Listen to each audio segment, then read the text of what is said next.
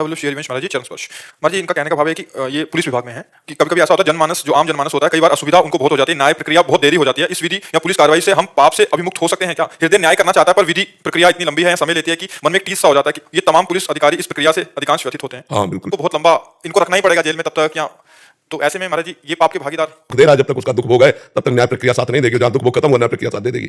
मनुष्य के माना कि जिस केस में वो आया बिल्कुल शुद्ध निर्दोष है, लेकिन उसके द्वारा ऐसे भी पाप हुए जिनका कोई दंड नहीं है, उस पाप का प्रायश्चित वहां भोगने को मिलेगा।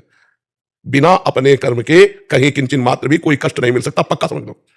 जब तक कर्म का भोग नहीं होगा तब तक फंस ही नहीं सकते। माना उसमें केस में आप बिल्कुल निर्दोष हैं, लेकिन ये दंड जो मिल रहा है उस पाप का मिल रहा है जिसका आपने प्रायश्चित नहीं किया और आपका पाप गुप्त है, वो गुप्त पाप आपको दंड दिला रहा है। पक्का समझ लीजिए। लगता है मैं निर्दोष हूं, लेकिन आप इसी जन्म में अपने न्यायाधीश बनकर के एक रजिस्टर लिखिए कि आपने कितने पाप किए, उनका क्या प्रायश्चित हुआ है, आपके द्वारा क्या दंड विधान अपने ऊपर किया गया, कुछ नहीं तो उसका दंड विधान तो होगा ही। निर्दोष होते हुए भी आपको भोगना पड़ेगा क्योंकि आपका कर्म है, और कर्म नहीं है तो ऐसा नहीं कि सबको निर्दोष होने पर भोगना ही पड़ता है। गुप्त रूप से हुआ वो उसको दंड दे रहा है, और जहां वो कर्म निकला तो विधान बन जाएगा, छूट जाएगा। तो उसमें निमित्त तो बनाया जाएगा ना। अब ये जैसे निमित्त बने तो इनके हृदय में जलन हो रही थी, इनका कोई दोष नहीं, क्योंकि जलन मात्र से इनका प्रायश्चित हो गया और उसको भोगना होगा।